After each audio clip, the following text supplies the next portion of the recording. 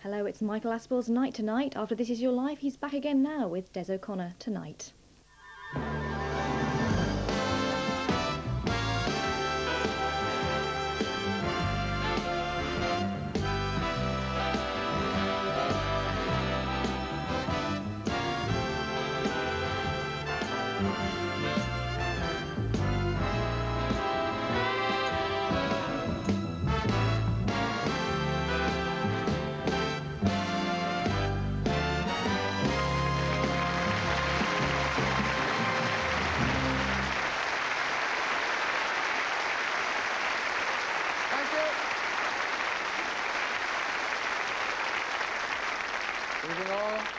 Studio audience. Can the studio audience tell that I'm feeling perky tonight?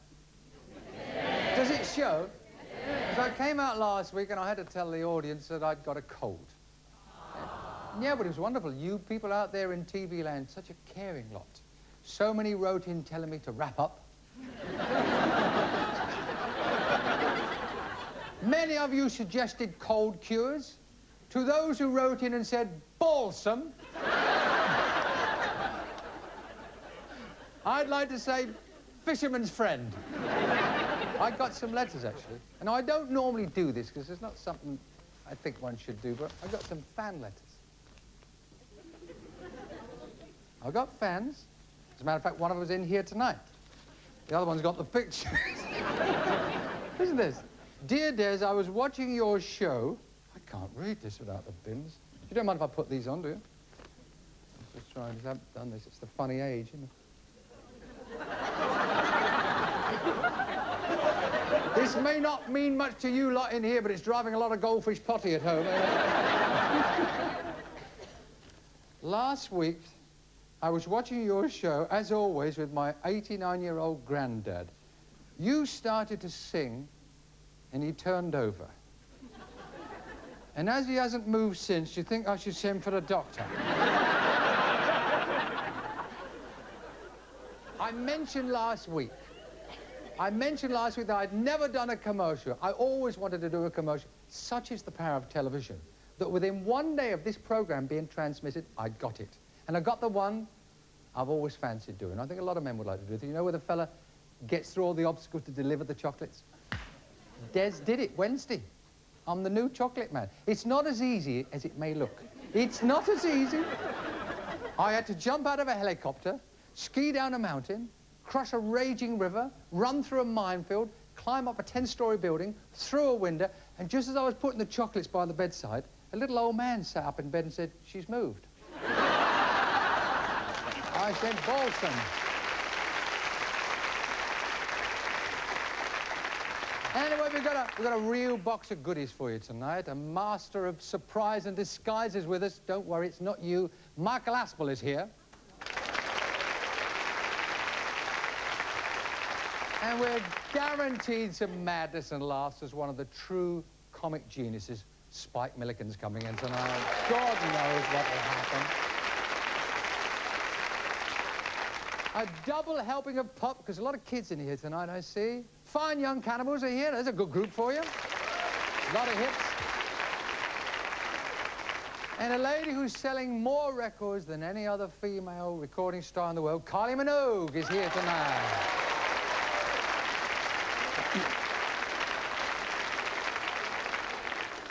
Now, if, like me, you're a fan of Judy Garland, you're going to enjoy this next gentleman. He's from America. Here is Jim Bailey with his very special tribute to Judy Garland.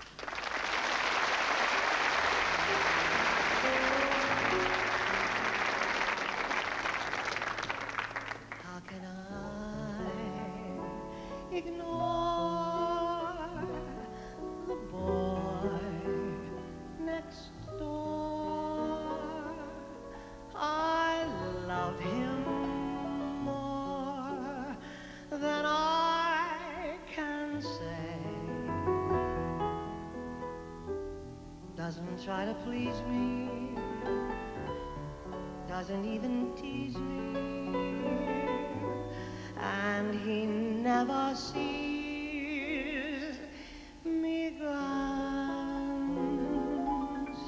his way.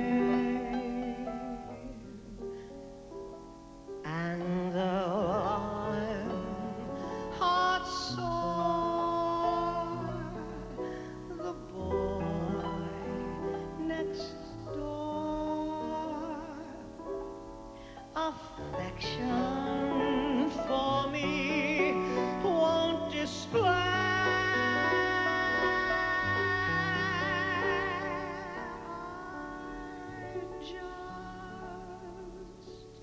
Adore him, so I can't ignore him. The boy next door.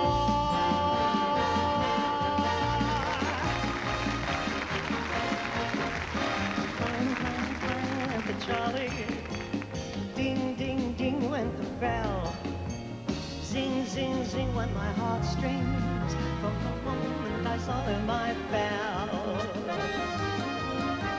Cha, cha, cha went the motor. Bump, bump, bump went the brake. Thump, thump, thump went my heartstrings. When he smiled, you could feel the car shake. He tipped his hat and took his seat. He said he hoped he hadn't stepped upon my feet. He asked my name, I held my breath. I couldn't speak because he scared me half to death. Buzz, buzz, buzz went the buzzer. Plop, plop, plop went the wheels. Stop, stop went my heartstrings. As he started to leave, I took hold of his sleeve with my hand, and as if it were planned, he stayed over me, and it was grand just to stand with his hand holding mine to the end of the line.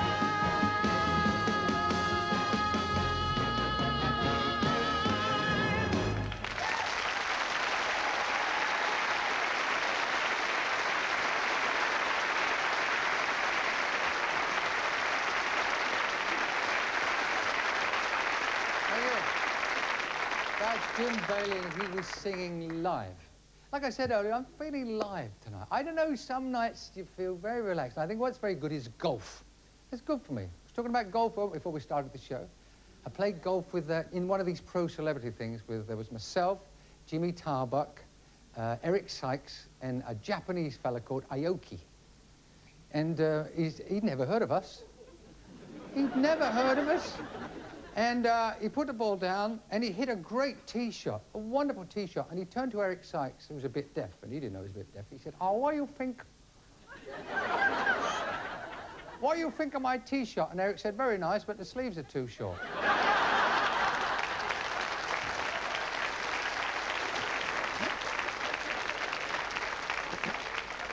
I was telling about birthdays, I think, in the first show. We were talking about Flash Gordon and Snow White. One was 82 and one was 72. Do you know whose birthday it is this week?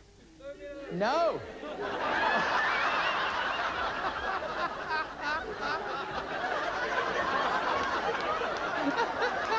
You must come in, viewers, to the here. This is where the fun is. No, it's Andy Pandy's birthday. You all remember Andy Pandy, don't you? Andy Pandy's coming. You know, with the funny little hat and the little pink... Well, apparently, Andy is 43 this week. 43, but sadly, Andy is out of work. Oh. He is redundant. Oh. When he goes to the job centre, you'll never guess what the man says. He says, "Where can I get a job for a 43-year-old prat dressed like that?"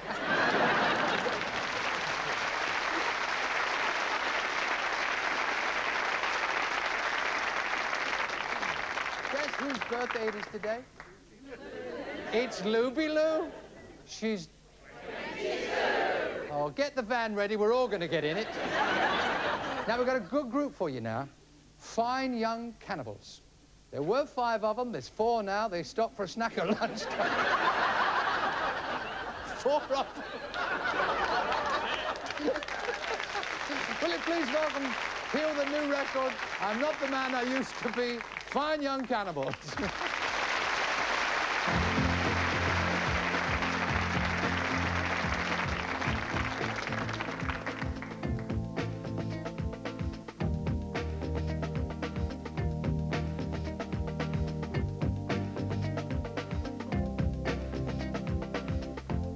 When I'm in trouble, or at a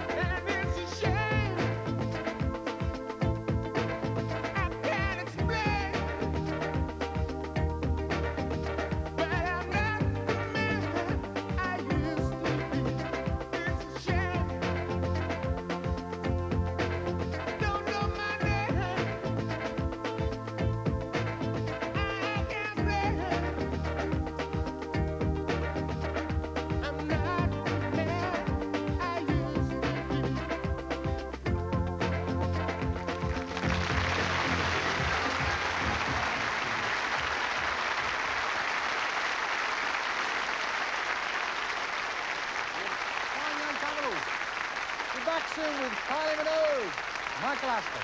Yeah, goody.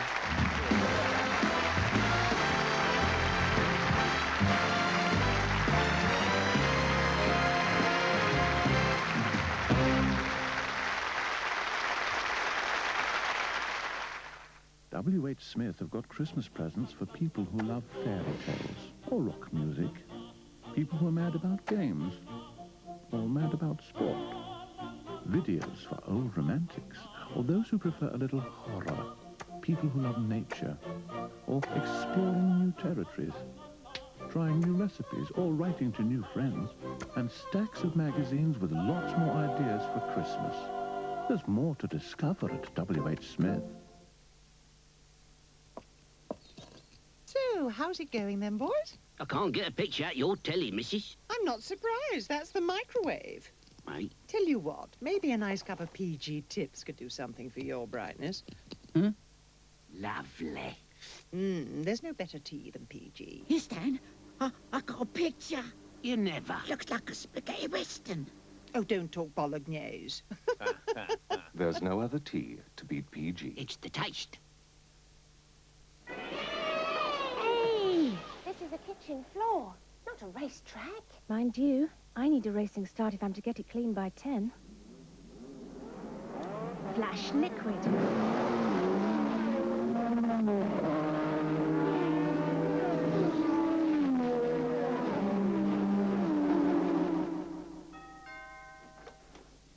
Ready for your driving lesson, Mrs. Jones? Flash liquid, Formula 1 for floors. I wonder where Thornton's Continentals come from. I don't know. But over they go.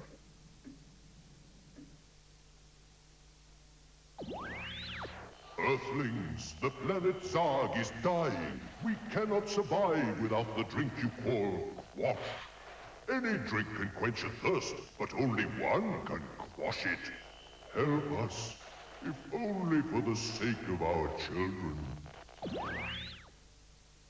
It's the 80s, the album of the decade. 32 #1 hits from Culture Club, Pink Floyd, The Police, Billy Ocean, Madness, Pet Shop Boys, Duran Duran, UB40, Wham, Rick Astley, Paul McCartney, Wet Wet Wet, Band-Aid, George Michael, and Yaz. A decade's worth of hits on one special double album. The 80s is the album of the decade.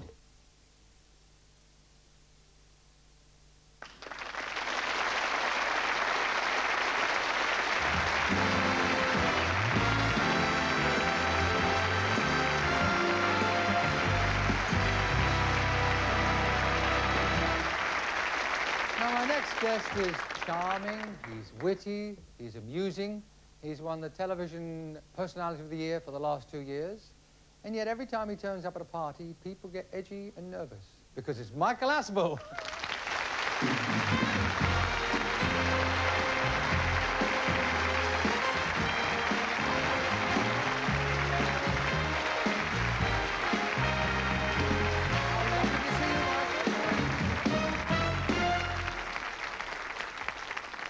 Now, since the last time you and I chin-wagged, you've taken over This Is Your Life.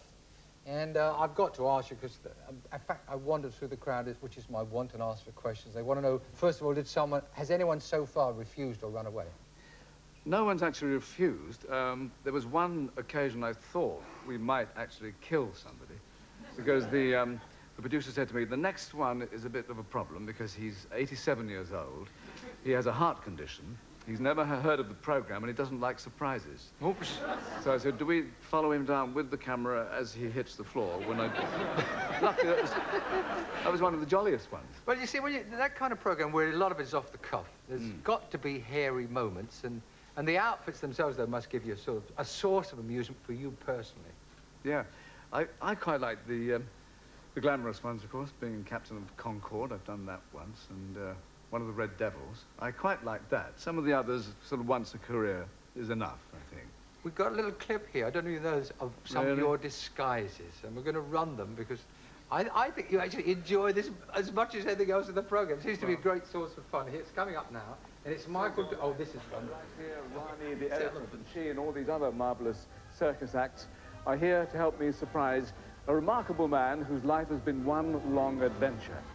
Now, for many decades, his was a household name for anyone who loved the circus. And he's coming here to this temporary Paolo circus tent in Teddington for what he thinks is a review of new circus talent. So, Ronnie, I think it's time for us to move across and give him a jumbo surprise.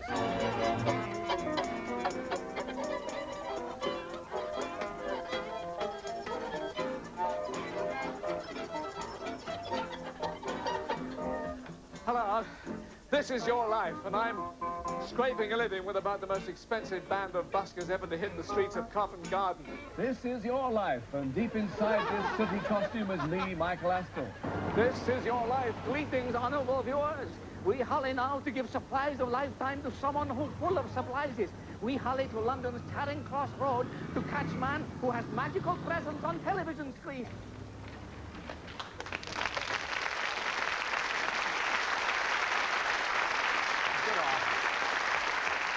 I've got to ask you, Michael, what was that elephant really looking for? Nuts, I think.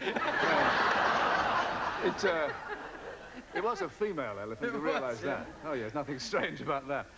Yes, there were some very strange things there, weren't there? When you were busking there, the looks on some people's face, because I assume they thought you were a genuine busker, and it was awful what you were doing. It was awful. I know.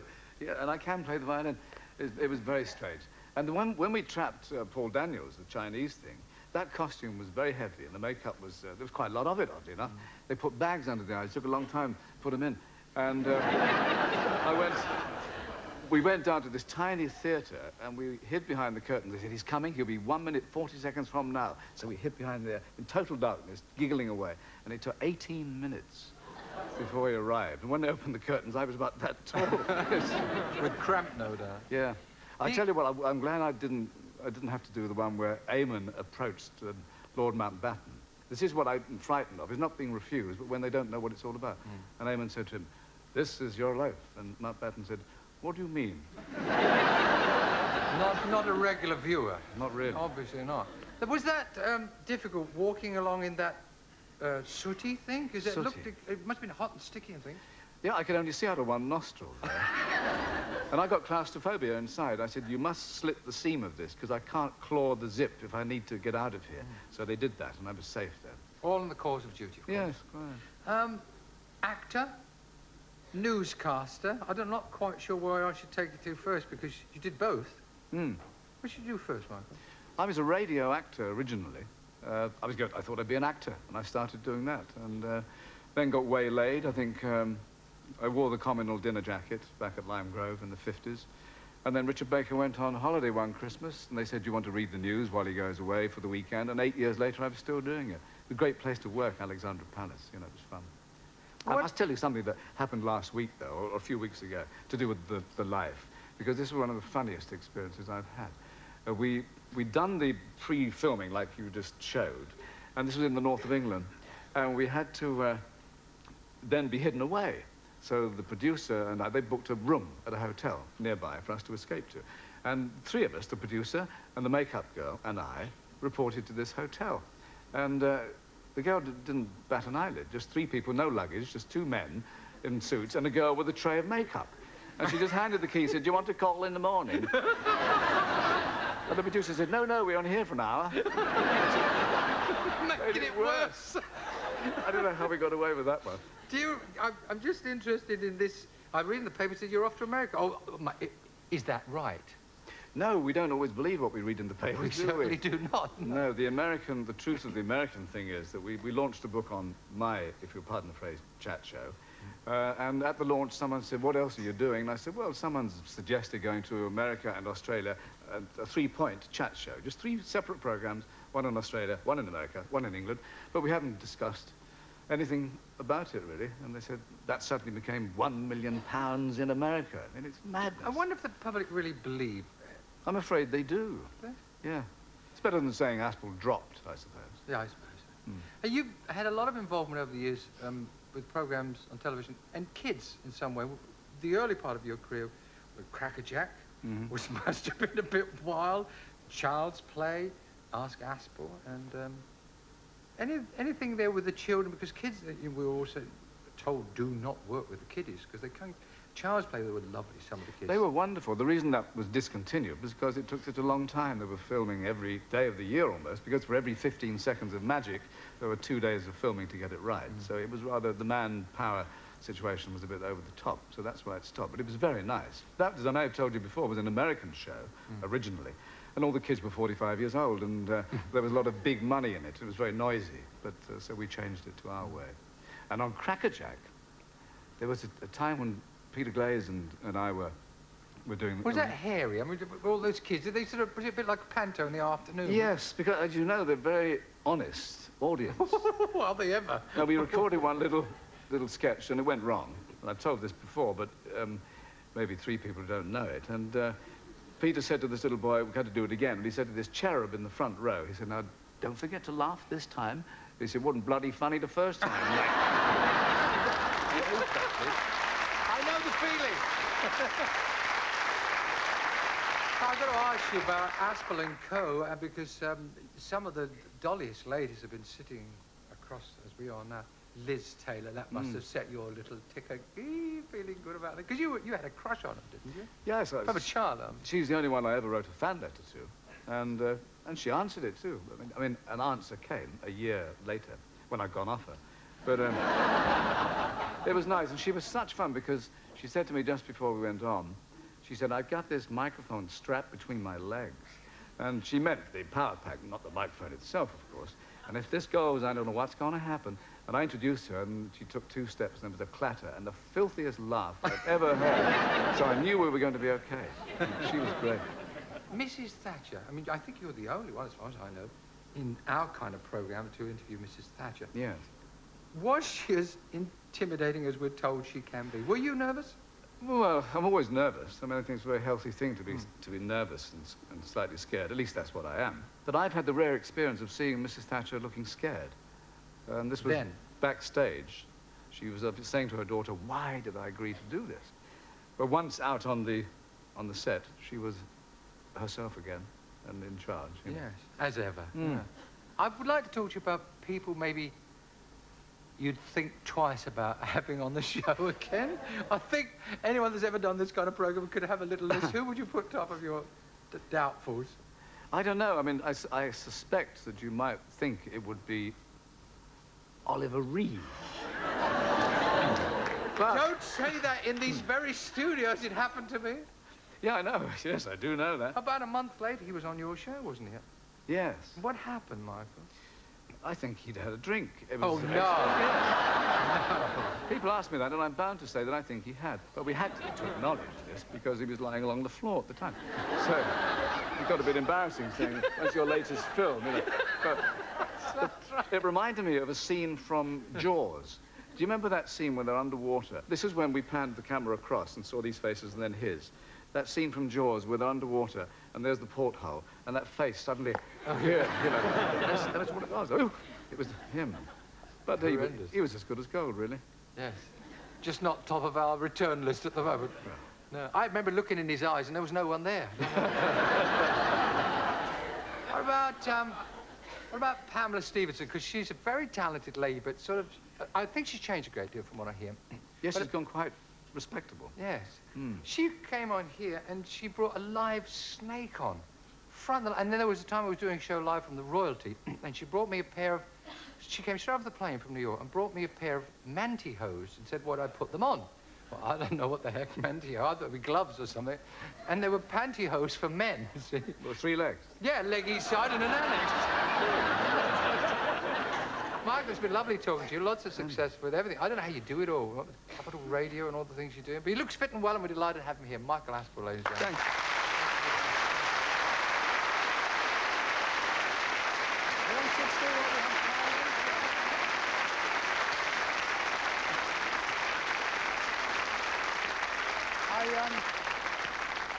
I don't really have to say too much about my next guest. She's selling more records than any other female recording artist in the world. Ladies and gentlemen, it's Kylie Minogue.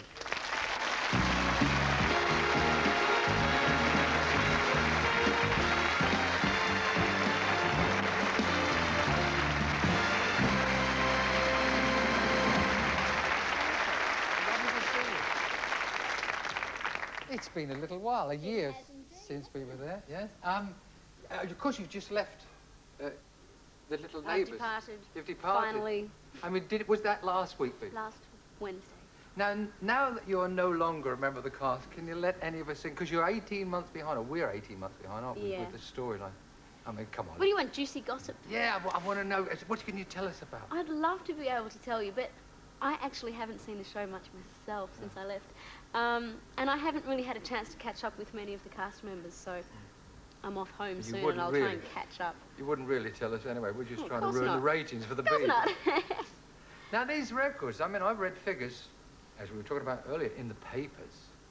Oh, yeah? You sold £50 million of records last year. Well, I read that I earn £5 million a month. A month? Mm-hmm. I read that, so Not must true. be true. Well, it's something like, according to the papers, 15 million in 27 different countries. And now you're making a movie? Yes, I've made a movie. It's called The Delinquents, and it's set in the 50s. And it's 50 million, that is. yeah, target range 50s. And it's like a modern-day Romeo and Juliet. It's a love story, and it's great. I've just seen the trailer. I haven't seen the movie colour graded and with proper sound, but what I've seen so far looks You're happy with real. you? You're happy with Kylie in it? Well, I'm proud of what I've done. I look back and think, oh, I should have done that differently. I should have done something else differently. But being my debut movie, it's very special to me because I can't do that again, you know. So I'm looking forward to the premiere. That's going to be fun. Where's that? That's in London, 5th of December. 5th of December. You're making so many hit records, movies. Well, you're only 21. And whatever, no matter how much they're exaggerating the figures, it must be enormous. Has that taken for you the one little ingredient out of life that I think we all need, which is a bit of enthusiasm to do something? No. Have you noticed any changes in yourself is what I really want to ask. Well, it really annoys me when people say, what else can you do? Or aren't you going to choose singing or acting? Because, I mean, you know, I could be doing a multitude of things. I could be singing, acting, producing, writing. I could be doing so many different things, and I still have a lot of things that I want to do in the entertainment industry and also out of that. And I guess if there's any changes in myself, it's becoming more business-wise, more assertive and confident. But I think that comes with age. You're not bully, are you? Oh, I can be. Are you really? But, you know, I'm 21. I'm at an age where you are becoming more aware of yourself and, you know, what you feel about everything. So now is a good time. Are you good with money? Do you understand money? Do you leave it all to other my people? father's an accountant, so That's I've got a business head, yeah. But the thing about making so much money is, as I said, it can't, mind you didn't become, I'd like to make this point, Kylie didn't become an overnight star. You sort of started as a kid, didn't you? Yeah, I was about 10 when I started acting. And you were on television in the Sullivans, what age? 11, 12? 10, 11, something like that. Because I know, because I spent a little time down in Aussie, which you'll probably be doing later on, and I saw things like the Young Talent Time. Did you do that? My sister was in that for about 6 years, and I was a guest on that, yeah. Well, we're wishing you every success. And I think you'll manage it without even the best wishes. But good luck. And you've got a new record now. I do indeed. Yeah. I mean, have you ever had a number 3? All I looked at the list, number 1, number 1, number 2, number 1, number 1, and the album's number 1. I hope not. Yet another record is out, and I'm sure this is going to be another number 1. No, I don't think you need to do it. I think it's on its way now. What's it called? It's called Never Too Late. And it isn't for you to sing it now. No. Ladies and gentlemen, Kylie Minogue. Never too late, Kylie Minogue.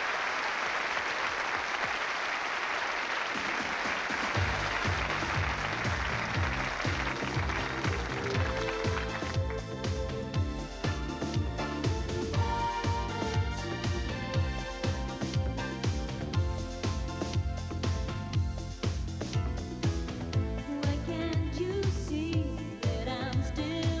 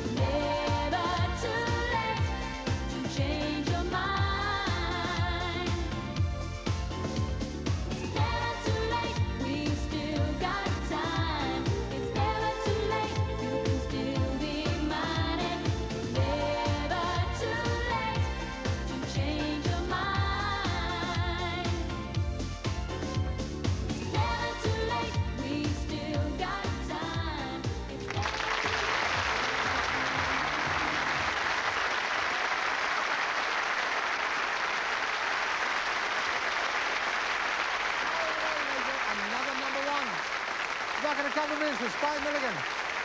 Beautiful. I love all the choreography.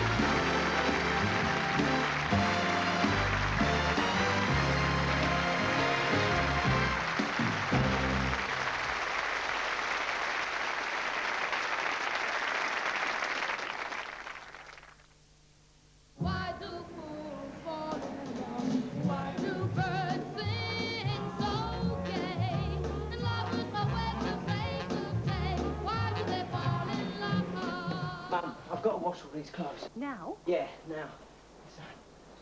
Are you sure you know what you're doing? Persil Automatic's advanced formula attracts the dirt and holds onto it, leaving your clothes outstandingly clean.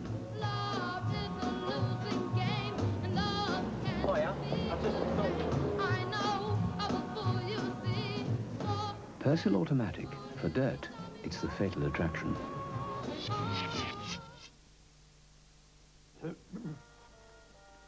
Scargill here has found a splendid new shop. Woolworths. Absolutely brimming with Christmas knickknacks. They have a delightful selection of cards, festive bunting galore, tasteful wrapping paper, and charming trees and baubles. Well done, Scargill. But haven't we forgotten something? Crackers. I must be, my lady. Romeo loved Juliet, Juliet she felt the same. When he put his arms around her, he said, Julie, baby, you're my flame, now give us fever. When we kiss it, fever with thy flaming youth.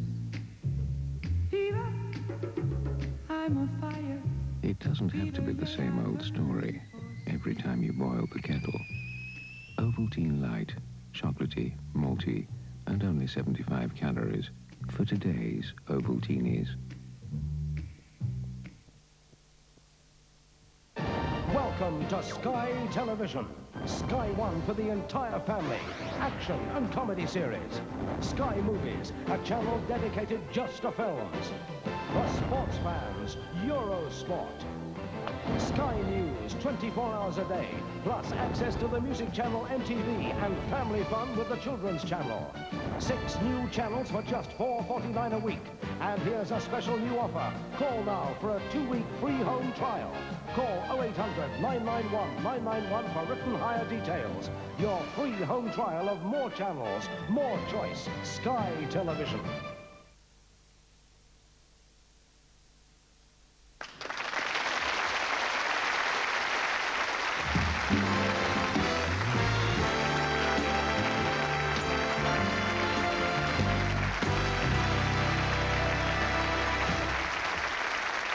Pleasure now to introduce a man who is always making me laugh. Every time I see him, I just get the giggles straight away. He was on the show last year. He had us in hysterics. I'm sure he will tonight. Would you please welcome the little genius, Spike Milligan, ladies and gentlemen.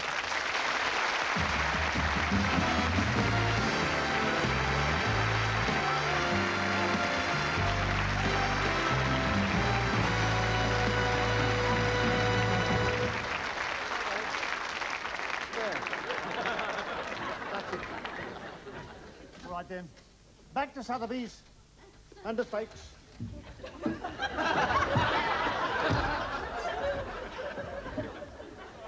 Spike, Spike, excuse me. What? What do you want? What is happening? What do you want now? Don't you see I'm busy? Look, I can't come out. I'm getting too much exposure on television. And Mrs. Reagan's astrologer said this is a bad day for me. I mustn't be seen too much on television. I've destroyed the Terry Wogan show.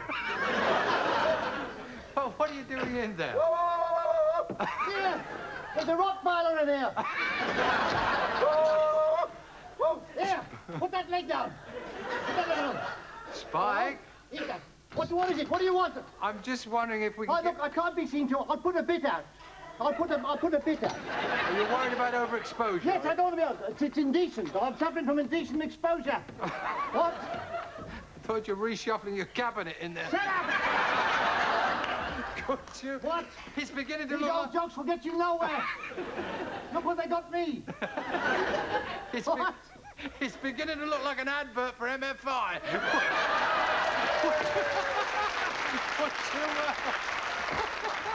I'm just wondering...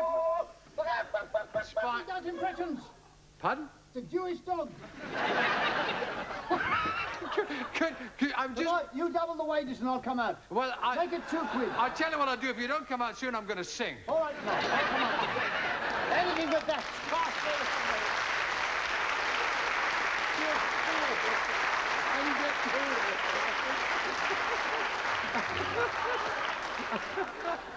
Oh, dear. Yes? I did say that I thought this was not so much an interview as a challenge. Yes. I just wonder if... There's a draft, is there? Yes. Now, it would be fair to say, would it not? Yes. That you and Still I... here. Yes. Yes. You and I have not met today. In fact, I didn't know... That's a timeshare suit, isn't it? What? I was just wondering what we might talk about. So about 5 minutes is good enough, yes. Yeah. This is what's known in the trade as a winged piece of chat, a winged interview. Knowing you as a literary man... and... Literary man. I must remember that I'm a literary man. Well, you have done a lot of writing in your time. I've done a lot of writing in my time. You've written songs? I'm a literary man. I'm going to go to write. I'm a literary man. Well, I go on to tell my I am a literary man. They're going to say, I'm a literary man. Literary man. But you... This must be a commercial break, surely. You wouldn't let this go on. Not let us go out, are they? They're going to let it out. Are they? You've written poems? Yes. Any new ones? There was a young man called Wyatt, whose voice was remarkably quiet. And then one day, it faded away.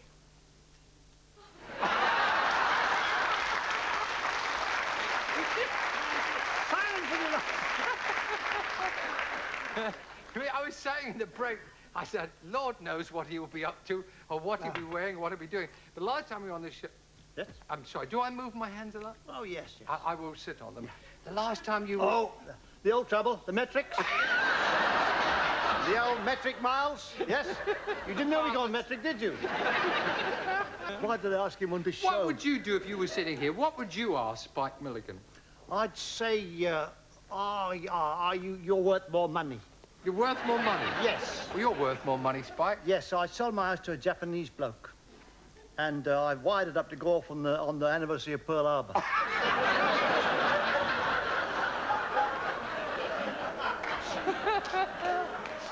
I was hoping that you would have brought us some culture here tonight.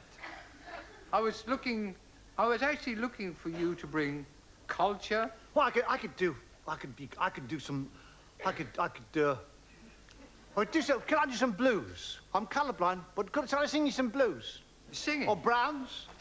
I got the blues in the morning, the browns at night. Have you? I got the greens in the evening, what?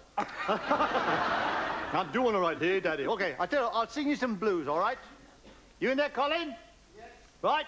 It's all news to me. This is all news. You still Jewish? I wonder why the money wasn't coming. Right, how about this? 1, 2, 1, 2, 3, 4. Oh, oh, oh, oh, oh, oh, oh, oh, oh. Ow! Oh, oh, oh, oh, oh, oh, oh, oh. Ow! Ow! I got the rheumatism blues. Ow, ow, ow, ow.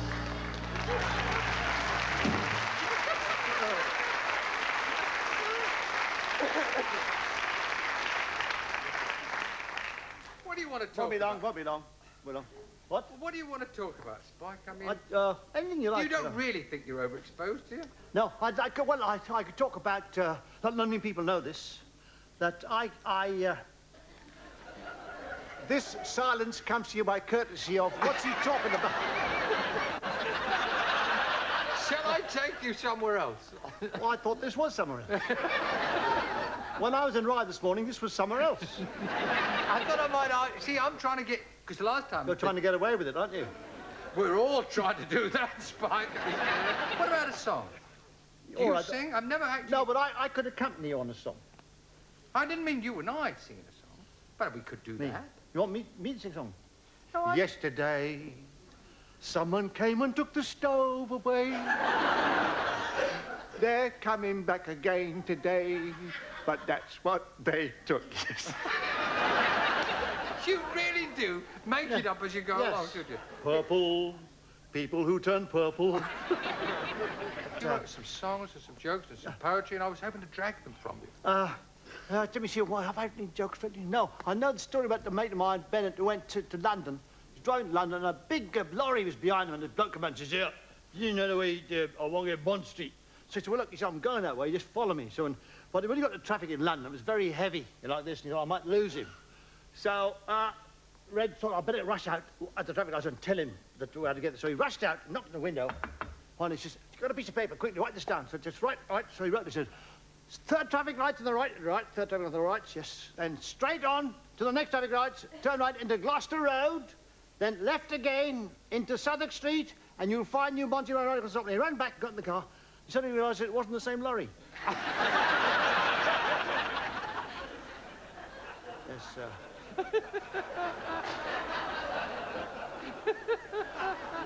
Somebody's spreading it around, you know. All right. All right, oh, God. All right. What, can you just remind me, just once, What? just for the crowd, I mean, it won't make the tape this. What Yeah. was that wonderful little song that you did about the fly in the Indian show? Oh, there was a little fly went in the grocery store, and he on the ceiling, and he on the floor. He on the bacon, and he on the jam, and he on the head of the little grocer man. The little grocer man took out his spraying gun.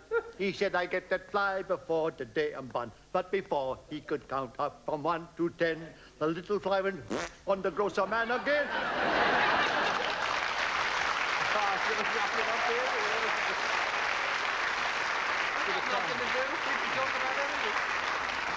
Have you got any unfulfilled ambitions, Spike? Seriously, anything you would really like to do? What, I mean, you've been in showbiz a very long time. Yes.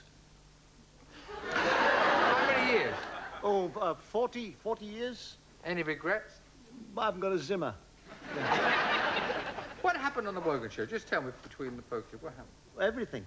Yeah. Well, What is this guy doing wandering on the stage? Well, he was trying to raise money for children. Mine, I think. And they threw him out. It was unfortunate, yeah. Everybody hated me. I got my friend at home, Dennis Sloggett. He sort of took it personally, as if I'd ruined somebody's career. And I was having fun. I mean, that's you, Spike. You don't rehearse. You don't work anything out. No, what you that's do, why I don't get much work, you see. I got this job at the DHSS office this morning. It was on the board, wanted comic for Des O'Connor's show, yeah. And you volunteered? And Kylie Minogue was there as well. What do you think of the modern pop scene? Is that something that you like? Well, I can't understand what they're saying, you know. Perhaps I'm going deaf. I can't understand what they're saying. Yeah,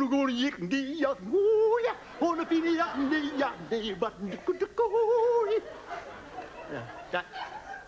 It's...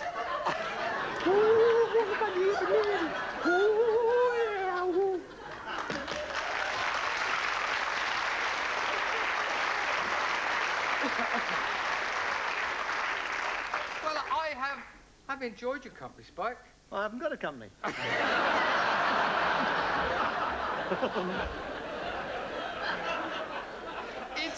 It's never dull with you, because you've got this... Haven't you been outside? It's overcast. But you've got this bent, haven't you? It was a bit bent when the doctor saw it, yes. I mean, to you, comedy is something which you use, and it's part of a gift which God has given you, and you share it. The thing is, I haven't got any ego. When I go on, a lot of people are very frightened going on. And I don't mind going on, and if I died the death of that situation... Well, you haven't died tonight. Spike Milligan, ladies and gentlemen. You have not died. Thank you, darling. I tell you one thing, it's never dull when Spike's around. Great fun. Lovely to have him here. And yes, same time next year. Right, please welcome back Barbara Streisand, or is it Jim Bailey?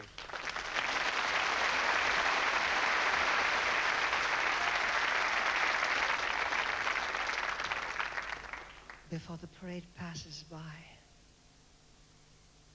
before it all goes on,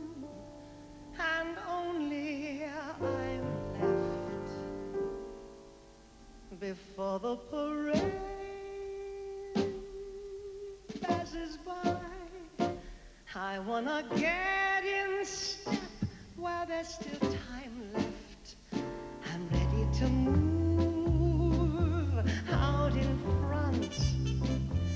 I've had enough of just passing by life with the best of them, with the rest of them. I can hold my head up high, for I need a goal again. I need a drive again. I want to feel my heart coming alive again before the parade passes by.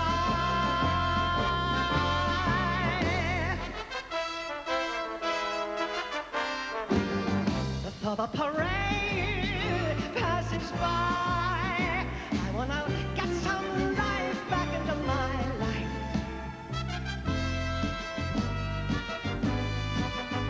I've had enough of just passing by life with the rest of them, with the best of them. I can hold my head up high, or I gotta go again. I gotta drive again. I'm gonna feel my heart coming alive again before the parade. Look at that crowd up ahead. Listen and hear that brass harmony growing. Look at that crowd up ahead. Pardon me if my own spirit is showing. All of those lights over there seem to be telling me where I'm going when the whistles blow and the cymbals crash and the sparklers light the sky. I'm gonna raise the roof. I'm gonna carry on. Give me an old trombone. Give me an old baton before the parade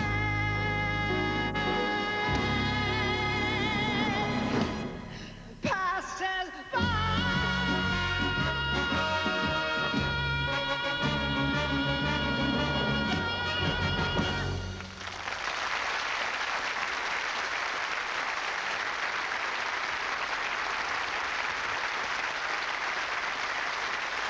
Jim Bailey, ladies and gentlemen. Join us next week. Freddie Starr is with it. See you then. Jim Bailey.